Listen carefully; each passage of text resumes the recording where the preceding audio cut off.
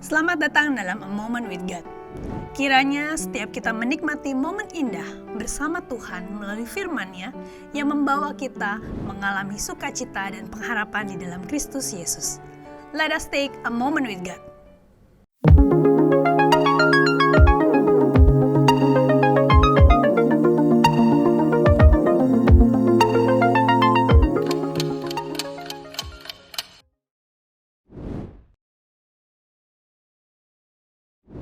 Jika kita bicara tentang peperangan, kira-kira apa yang terbesit dalam pikiran teman-teman?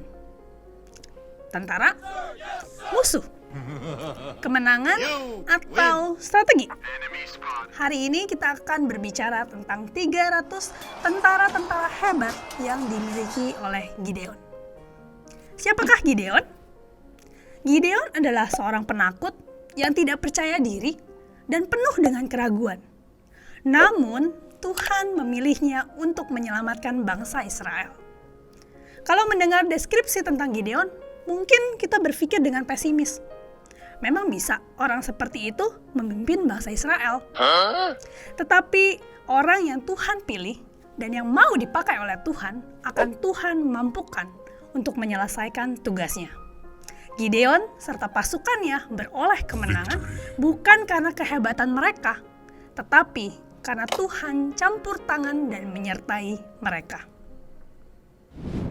Mari kita baca sedikit kisah Gideon di dalam Hakim-Hakim 6. Malaikat Tuhan menampakkan diri kepadanya dan berfirman kepadanya demikian, Tuhan menyertai engkau, ya pahlawan yang gagah berani.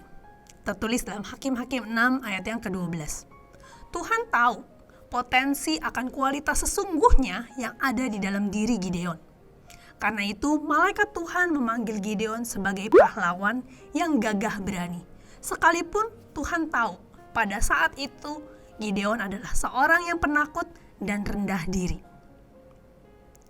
Tuhan berfirman melalui malaikatnya dalam Hakim-Hakim 6 ayat 14. Lalu berpalinglah Tuhan kepadanya dan berfirman, pergilah dengan kekuatanmu ini dan selamatkanlah orang Israel dari cengkeraman orang Midian. Bukankah aku mengutus engkau? Awalnya, Gideon ragu akan perintah Tuhan tersebut. Karena ia tidak percaya diri bahwa dirinya mampu menyelamatkan bangsa Israel dari tangan orang Midian seperti yang Tuhan firmankan kepadanya.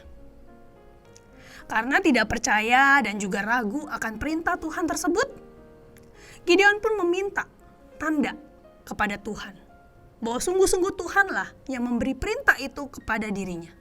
Dan Tuhan melakukan tepat seperti tanda yang Gideon minta. Dalam Hakim-Hakim 6 ayat 34 dikatakan, pada waktu itu roh Tuhan menguasai Gideon. Ditiupnyalah sangkakala dan orang-orang Abiezer dikerahkan untuk mengikuti dia. Roh Tuhan yang menguasai Gideon mengubah Gideon yang tadinya penakut menjadi seorang yang pemberani. Sekalipun setelahnya Gideon masih meminta tanda peneguhan dari Tuhan bahwa sungguh-sungguh Tuhan yang menyuruhnya. Dalam Hakim-Hakim 7, kisah kepahlawanan Gideon dimulai. Gideon tinggal bersama dengan 32.000 orang yang akan menyerang Midian.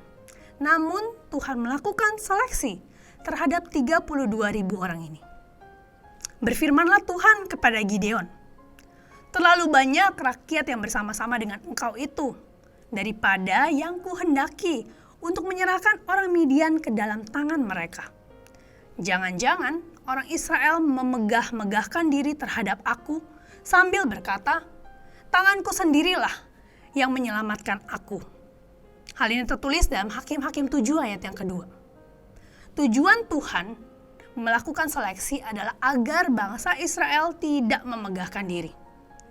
Seringkali dengan kekuatan yang kita miliki, manusia cenderung menjadi sombong dan melupakan campur tangan Tuhan. Tuhan mau dalam peperangan ini, bangsa Israel melihat campur tangan Tuhan. Sekarang kita perhatikan strategi seleksi yang Tuhan lakukan. Yang pertama, dikatakan semua yang takut dan gentar diizinkan pulang. Rasa takut dan gentar akan menghambat suatu pasukan dalam berperang. Tidak hanya itu, di dalam hukum perang Musa yang tertulis dalam Keluaran 20 ayat ke-8 dikatakan, siapa takut dan lemah hati, ia boleh pergi dan pulang ke rumahnya supaya hati saudara-saudaranya jangan tawar seperti hatinya. Ternyata Tuhan tidak menginginkan ada orang-orang yang takut dan lemah hati dalam pasukannya. Karena bukan hanya akan membuat orang tersebut mati konyol dalam peperangan, tetapi juga Tuhan tidak ingin spirit of fear itu ditularkan ke tentara lainnya, sehingga tentara-tentara lainnya ikut lemah hati. Akhirnya dari 32.000 orang, pulang 22.000 dan hanya tersisa 10.000 pasukan. Dan Tuhan melakukan seleksi yang kedua dengan menyuruh mereka turun untuk minum air. Dari cara orang-orang ini minum air, ada 3 kelompok yang ditemukan.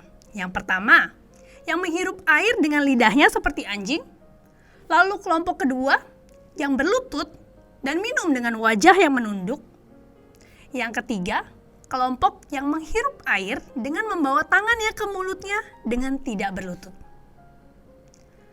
Kelompok yang menghirup air dengan membawa tangannya ke mulutnya dengan tidak berlutut hanya 300 orang. Dan itulah pasukan yang Tuhan pilih. Mengapa hanya 300 orang ini yang lolos dari seleksi? Jika kita perhatikan, orang yang menghirup air langsung dengan lidahnya seperti anjing, matanya hanya akan fokus kepada air dan tidak bisa melihat apa yang terjadi di sekelilingnya. Ia akan dengan sangat mudah diserang. Begitu pula yang berlutut dan minum air dengan menunduk akan mudah sekali diserang karena tidak dapat melihat apa yang terjadi di sekelilingnya dan dia hanya berfokus kepada air yang diminumnya. Sedangkan 300 orang yang tidak berlutut, yang mencedok air dengan tangannya dan membawanya ke mulut, orang-orang tersebut minum namun tetap memperhatikan keadaan di sekitarnya. Awareness inilah yang Tuhan cari. Jadi Tuhan memilih baginya pasukan yang berani, siaga, dan sigap dalam menghadapi musuh. Dalam kehidupan kita sebagai laskar-laskar Kristus, prinsip seleksi ini pun berlaku. Tuhan melatih kita untuk menjadi prajurit-prajurit yang berani, siaga, dan sigap untuk menghadapi serangan dari musuh kita, yaitu iblis. Berani berbicara tentang hati yang tidak takut untuk berdiri bagi Kristus, sekalipun ada cobaan, hinaan, aniaya yang datang, tetapi kita tidak menjadi tawar hati. Yesaya 41 ayat yang ke-10 berkata, "Janganlah takut, sebab aku menyertai engkau. Janganlah bimbang, sebab aku ini Allahmu. Aku akan meneguhkan, bahkan akan menolong engkau. Aku akan memegang engkau dengan tangan kananku yang membawa kemenangan." Teman-teman, saat kita takut dan tawar hati, ingatlah ada Tuhan yang menyertai setiap kita. Siaga artinya selalu berjaga-jaga terhadap serangan musuh. Iblis datang untuk mencuri, membunuh, membinasakan. Apa yang mau iblis curi? Sukacita kita, damai sejahtera kita, keharmonisan relasi kita dengan sesama kita. Iblis pun ingin membunuh iman dan ketaatan kita kepada Kristus dan membawa kita kepada kebinasaan melalui dosa. Karena itu, setiap kita perlu selalu siaga menjaga hati, pikiran, dan hidup kita, agar saat iblis menyerang, kita dapat melawannya dengan firman Tuhan. Karena perjuangan kita bukanlah melawan darah dan daging, tetapi melawan pemerintah-pemerintah, melawan penguasa-penguasa, melawan penghulu-penghulu dunia yang gelap ini, melawan roh-roh jahat di udara. Hal ini tertulis dalam Efesus 6 ayat yang ke-12. Sigap berarti selalu siap sedia untuk Tuhan pakai, baik dalam kondisi yang baik maupun yang buruk. Seorang prajurit Tuhan harus sigap untuk Tuhan pakai, bukannya menghindar ataupun banyak alasan. 2 Timotius 4 ayat yang kedua menuliskan, Beritakanlah firman. Siap sedialah, baik atau tidak baik waktunya. Nyatakanlah apa yang salah, tegurlah dan nasihatilah dengan segala kesabaran dan pengajaran. Teman-teman, kehidupan kita sehari-hari adalah arena peperangan rohani, terutama kita yang melayani Tuhan. Tuhan mau kita tetap memuliakan Dia dalam segala yang kita lakukan setiap harinya. Marilah kita menjaga dan melatih diri kita untuk bangkit sebagai prajurit-prajurit Kristus yang berani, siaga, dan sigap. Tanpa takut dan gentar, kita menghadapi setiap serangan musuh dan selalu sigap menjadi saksi Kristus dimanapun kita berada. Seperti firman Tuhan di dalam Roma 8 ayat 31b, jika Allah di pihak kita, siapakah yang akan melawan kita?